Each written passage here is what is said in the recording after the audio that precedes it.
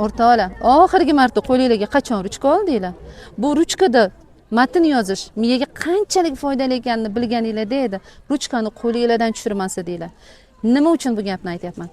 Hozirgi kunda ko'pchiligimiz klaviaturada yozishga o'rganib ketganmiz. Oson, qulay, tez bo'ladi deymiz. Ruchkada yozish qo'limizni charchatadi, ko'p vaqt ketadi deb o'ylaymiz. Lekin aslida ruchkada yozayotgan vaqtimizda miyada bir vaqtning o'zida diqqat, xotira, nutq va harakat markazlari ishga tushadi.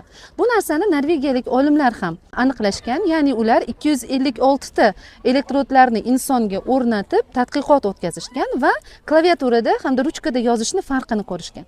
Mana shu tadqiqot davomida aniqlanganki, aynan ruchkada yozish vaqtida klaviaturada yozishga qaraganda juda ham ko'p miqdorda neyronlar uyg'onib, o'zaro aloqa qila boshlagan.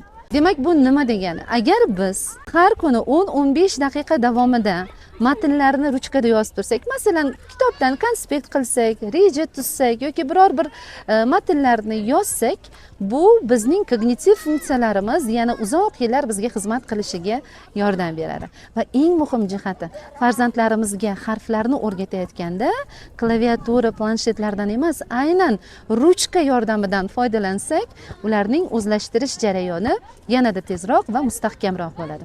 Endi savol, siz oxirgi marta qachon ruchkani qo'lingizga oldingiz?